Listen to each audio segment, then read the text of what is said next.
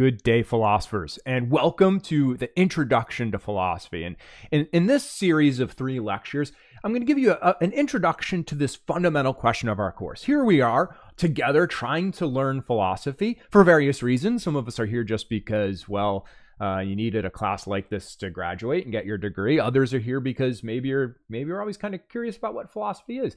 But we're all here together to learn philosophy. And so you might still be wondering, though, what really is philosophy? Now, I had already asked you to reflect on this question. Now, if this was a standard in-person class, I would have asked this question. You would have written up a response, and we'd have broken up groups and discussed it. But of course, in this class, we started off with a discussion board lecture online where you got a chance to share some of your thoughts about what philosophy is based on your own experience and things like that. Some of you might have taken a little bit of philosophy. Some of you have done nothing but heard the word spoken in some other context. And so, but we're going to reflect together about what philosophy is. And after we reflect on some of these kind of common responses, we're going to look at the word philosophy in this video. We're going to break it down and see how the word philosophy can actually reveal something to us about the nature of philosophy itself, right? So just based on my own experience, let's talk about what some people say philosophy is. So if I say, what is philosophy, right?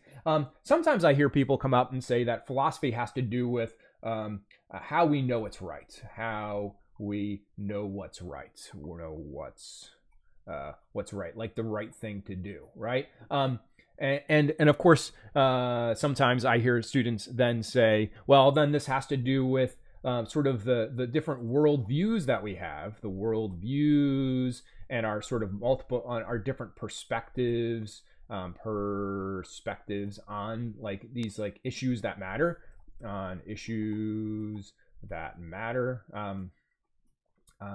Sometimes I hear just connected to that as well too. I hear people talk about how philosophy has to do with again, like people have a different philosophy of things. Like, this is my philosophy of life. This is my philosophy of playing guitar, right? This is my philosophy of automobiles, right? And so philosophy can be some of those kinds of things too. And connected to that, sometimes we just hear people talk about philosophy having to do with some like big ideas, right? Now, there's truth to all of these kinds of things that I've heard people speak. And I'm curious to see again what you guys came up with in the discussion board here, and I'll participate in there and give you some feedback. But philosophy is some of these things, but it's not just these things. I mean, philosophy is this long tradition of people participating in this task. And in this video, I want you to try to really, hopefully we'll understand what that task is. And we're going to start by really breaking down that word philosophy, right? The word philosophy as a word actually has 2 root words, right, in Greek, right? And that's what we're going to do. We're going to start by looking at some Greek root words for philosophy, and we're really going to be starting by studying Greek philosophy. So what are some of these Greek root words for philosophy? Well, the word philosophy can be broken into 2 parts. We've got phileo and we've got sophia. Now, so let's start with Sophia. Sophia is ultimately the word that describes wisdom, right? If you guys have any friends, I mean, actually, for the past couple of years, I have 4 kids, and so for a while we were paying attention to popular baby names because I have 2 daughters, and Sophia was a popular baby name for quite some time for girls, and it means wisdom, right? It means wisdom. Now, philosophy is not just wisdom, right? And we'll reflect on why it's not just wisdom. It also has this other part of a root. It's called phileo, and phileo means love, right? And so phileo, if you're Westchester University here is just outside of Philadelphia, and Philadelphia is known as the city of brotherly love, and so phileo is this word for love. So what is philosophy? In some ways, philosophy means the love of wisdom. Okay, so that's going to be crucial to me because actually, as we study philosophy, right, we're going to see that there are lots and lots of different perspectives. There are multiple perspectives on philosophical questions. There's multiple perspectives on how to do philosophy and how to do philosophy well, right? And there's all kinds of different ways in which people have particular philosophies of different kinds of things. But at the heart of all of that, the core thread that makes philosophy, in my opinion, I think it's true, is seeing philosophy as a kind of love of wisdom. So to really understand that, we're gonna analyze those two words, wisdom first, and then love, and then thinking about the love of wisdom as a whole, so that we can try to get a better sense of what philosophy is as we take up this course. Okay, so let's start with the word wisdom, right? The word wisdom.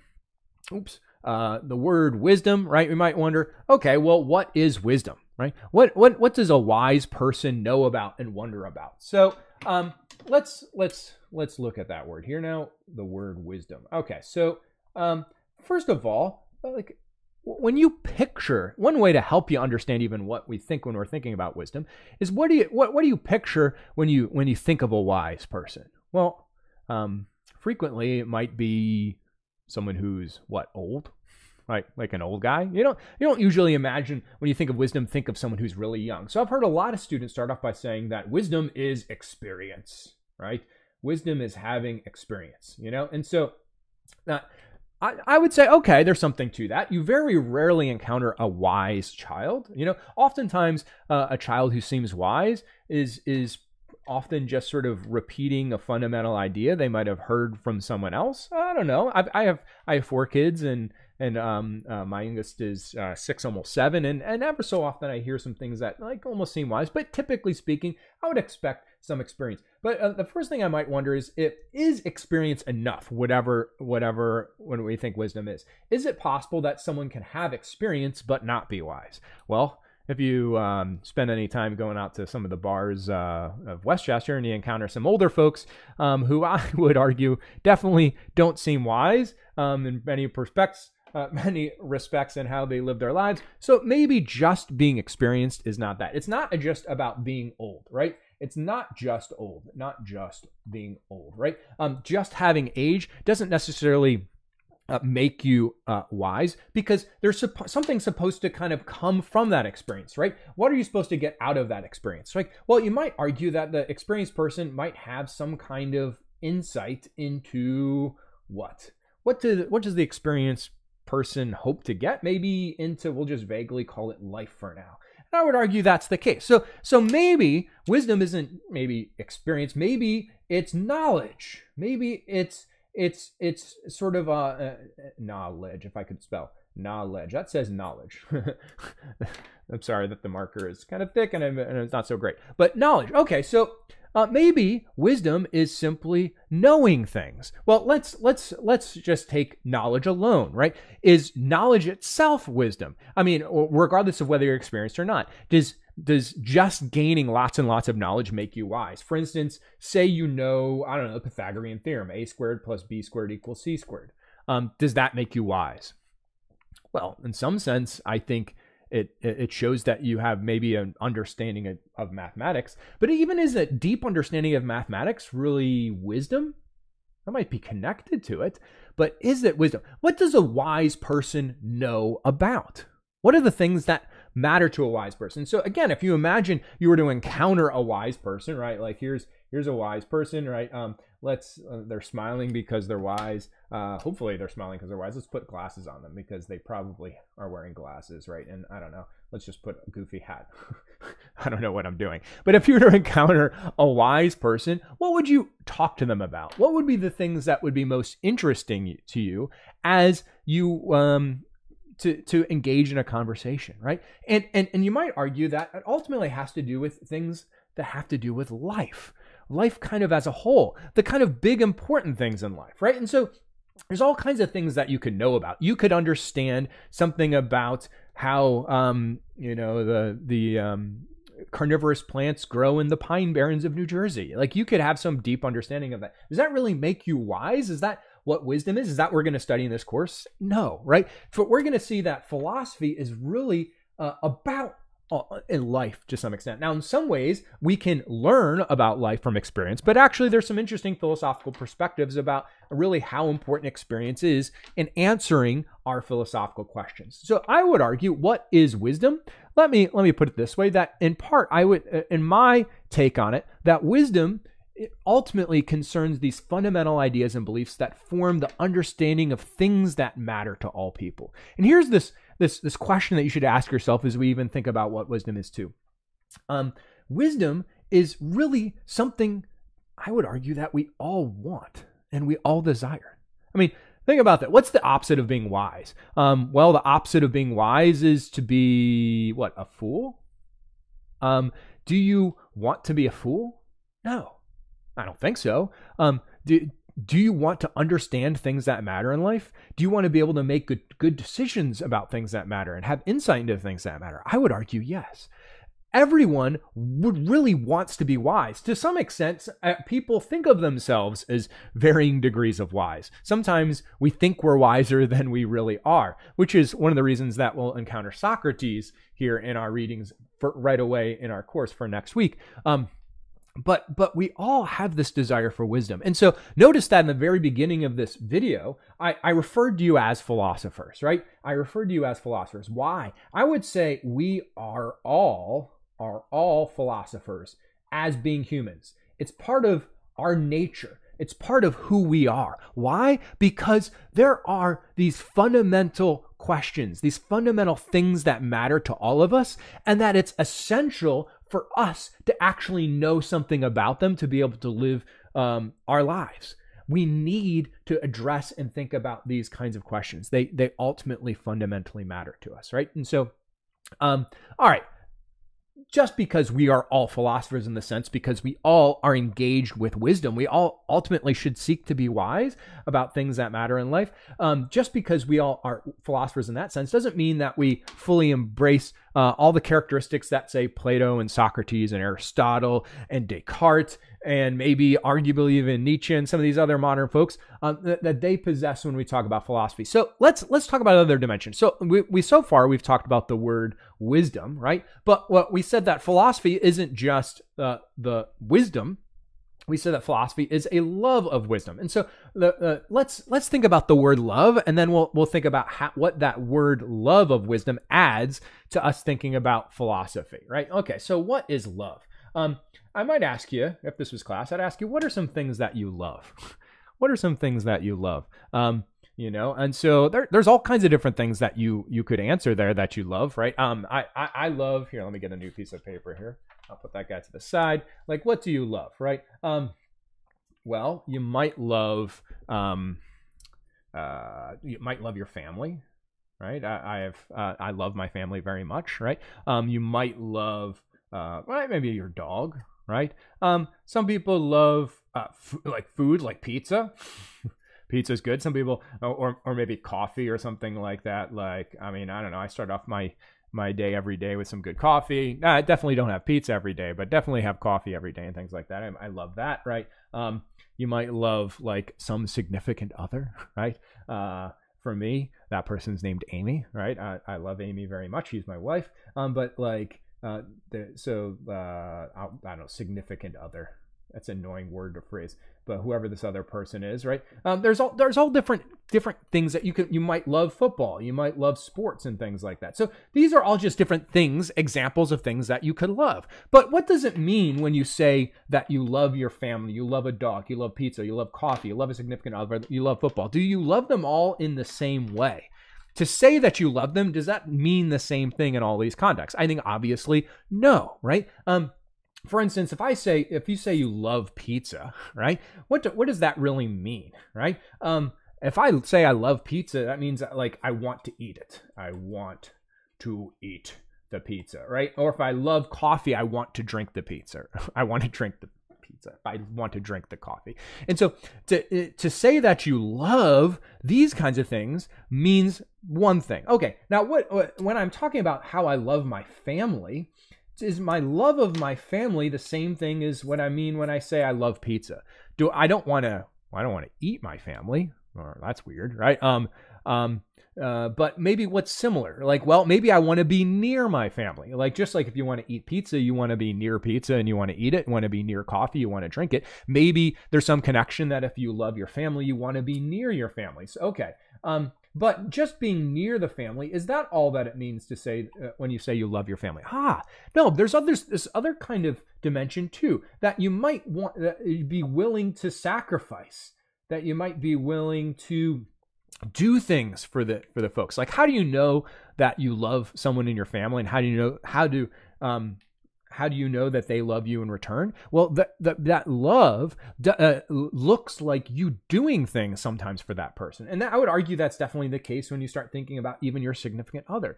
And in some ways, you want things from that significant other, but you also move outward towards that things. Now, do you, when you say you love pizza, are you going to sacrifice for your pizza?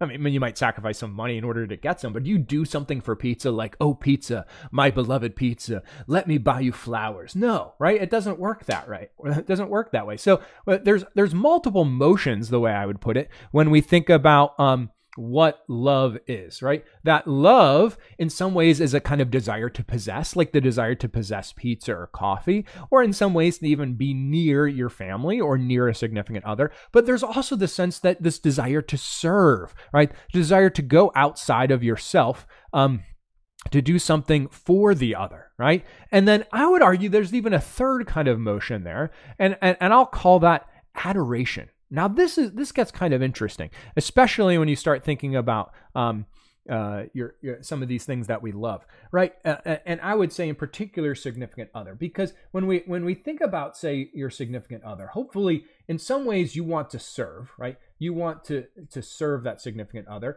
but you also want to be somehow served by that significant other.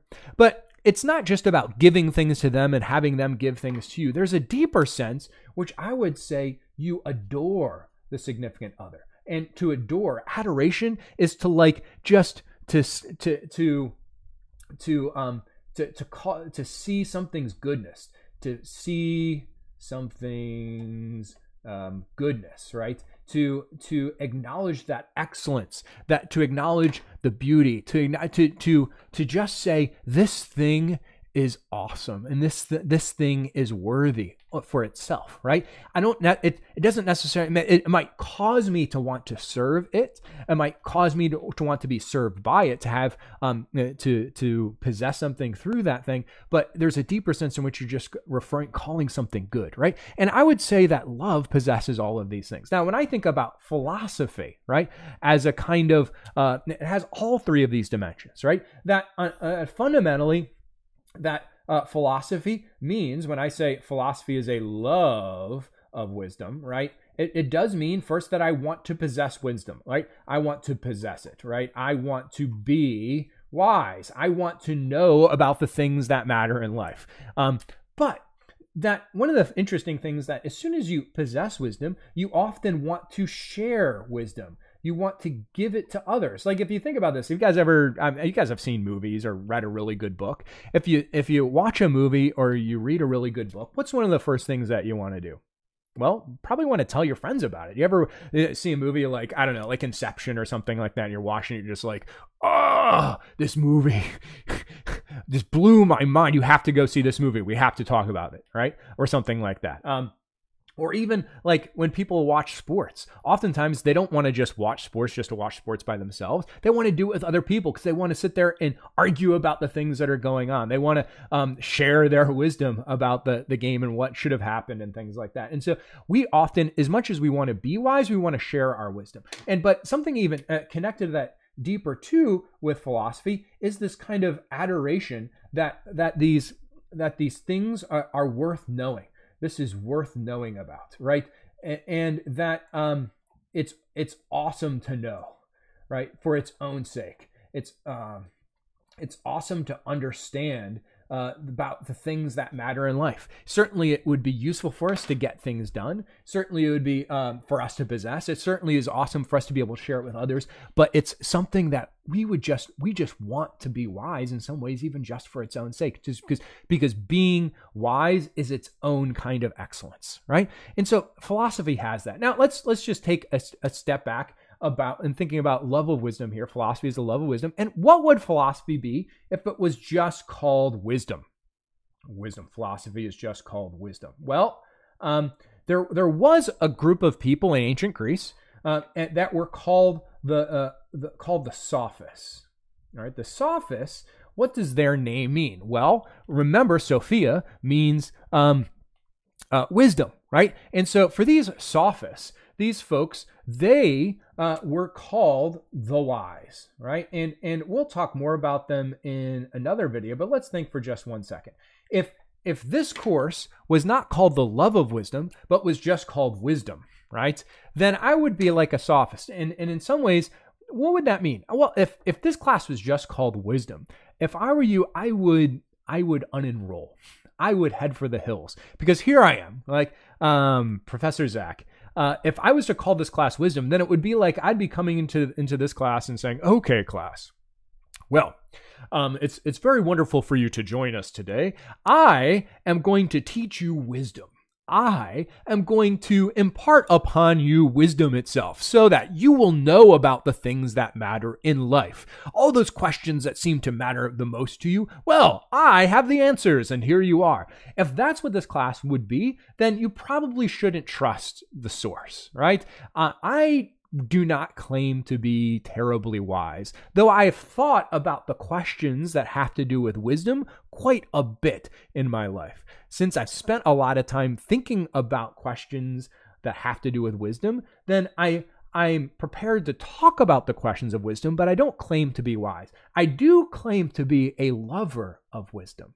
I do claim to be a lover of wisdom, right? Now, in ancient Greece, there was these sophists who were called the wise. We're going to learn about them, that they were teachers. They were teachers of rhetoric or persuasion. We'll reflect upon that in another video. But they had the appearance of being wise because they could speak plausibly about the questions that matter to people who care about wisdom without actually caring about actually being wise itself, right? So that we had these sophists. But if you are a lover of wisdom, then that means not only do the questions of wisdom things that, aren't matter, but you desire them in the same way that you ultimately, a lover of wisdom, right, is someone who desires it as a goal of their life, right? You organize your life somehow around these questions, right? And so while all of us in this course, I would argue, are philosophers, maybe with a lowercase p, because we by human beings, we care about the questions of wisdom. The people that we're reading in this course are deeply devoted lovers of wisdom that spend their entire life's focus on trying to answer these questions, right? And so when we look at what philosophy is, it's much more rigorous than anything else, than the other kinds of pursuits than you can imagine, right? Philosophy is this rigorous examining of the questions of wisdom. It's never sort of being satisfied with partial answers or incomplete answers. It's being devoted to these questions. And so another way of sort of ultimately thinking about what philosophy is a kind of love of wisdom, I put it this way. It's this rigorous inquiry into the questions and beliefs that form one's understanding of everything.